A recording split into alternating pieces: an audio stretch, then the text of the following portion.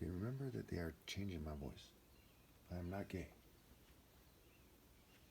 In this video, I will discuss why the Bible says homosexuality is a sin. And the New Testament just reinforces it. Christ did not come to destroy the law, but the essence of the law. So why did it say in Leviticus and elsewhere that you can't be gay? And before I get into this, I'd like to point out that, I don't go gay bashing. I don't give gays a hard time.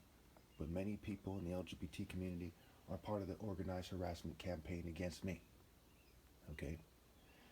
We can still collaborate in regards to the War on Poverty plan.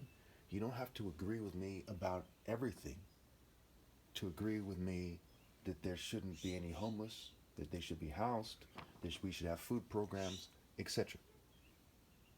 If you truly think that there's not a gay agenda, then you should believe in freedoms, right? Freedom of speech, right? What does it mean to be a liberal? To believe in individual rights and free speech. And if you believe that I'm wrong, then why don't you discuss it with me? Why would you harass me instead unless you believe that I'm right? Pretty straightforward. I'm sure we can all agree on that. Okay.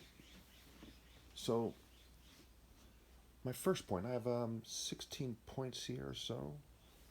And we're going to go through this pretty quickly, don't worry. Point number 1, homosexuality is not just a sexual orientation. It is a profane, which is a godless, it's a profane state of being and state of mind. So what does it mean to be gay, right? It's not just a sexual orientation. And how much of the brain function must be different than the heterosexual Christians in order to be gay? We see in the word atonement, for example. Okay, atonement is at one mind, meaning mind. It used to be out there on Bible Tools or something, and now it doesn't pop up in my Google search anymore. But I actually found this on Bible websites as well. It says atonement means at one mind. So what is that state of mind and state of being? It doesn't allow for homosexuality.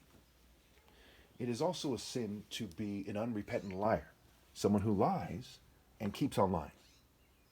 It's one thing, to lie to a female when you're younger, trying to impress her, okay? But at some point, you've got to catch your mistake and own up to it and try not to deceive people for any reason.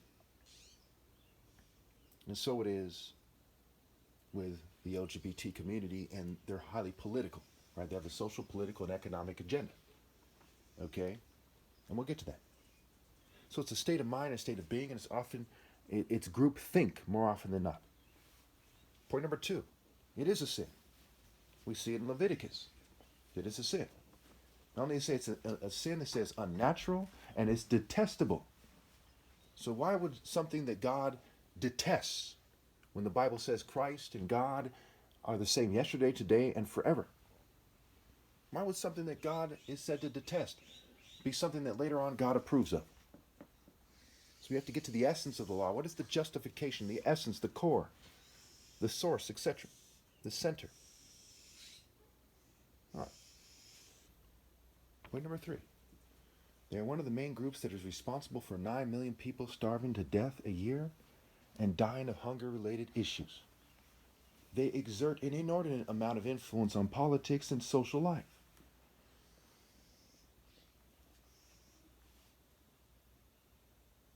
The effects and the complicity, the spirit of complicity with evil, trickle down to the entire LGBT community. So if one is a gay person, a tranny, a lesbian, what have you,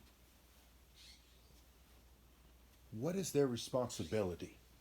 What must they do to separate themselves from the guilt of the corporate LGBT agenda, the political, etc.? This leaves them in a very difficult situation, because just to kind of get dates and so on and so forth and express their homosexuality, they kind of got to conform to the crowd, right? And so if they didn't, they would start moving toward asexuality. So what does it mean to transcend? It means to transcend sexual immorality. And homosexuality is part of that sexual immorality. Okay. Point number 4. No offense to anybody. This is not just my opinion, it's common sense. They have sex in a way that people historically see as disgusting. Okay, that part is key here.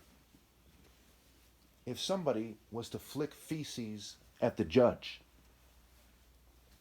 would say that person is messed up in the head. He wouldn't just say he's unruly and is contempt of court, but that person is sick. Who does that? Just because, let's say that it started being common. In every other case, there was someone trying to do that, and they had to change the rules in the courtroom. That wouldn't make it okay.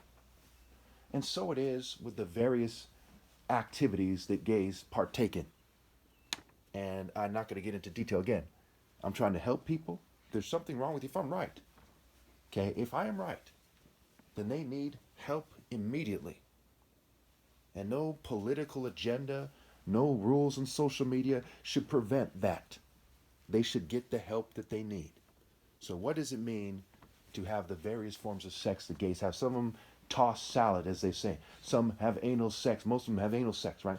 If not all of them. They give another man oral sex and so on and so forth. This makes my stomach turn, but it has to be said for you to understand what I'm saying. Okay? And these things are disgusting. And they don't allow for reproduction naturally. What is semen? It's something that impregnates a woman. Okay? And this is key here. And it's been, the homosexual agenda has been disproportionately aimed at minorities, and they expect them to express it more as liberals, and that must be noted as well, that it is being used for racism and to bring people down. Point number 5. Being an LGBT person is dishonorable traditionally and historically. Again, no offense to the gay community. I'm talking about traditionally and historically. I'm trying to make this video as factual as I can without stating how much I agree or not. But obviously, I agree that it is a sin. Okay, for any individual points. Okay, I'm trying not to say whether I agree with that or not.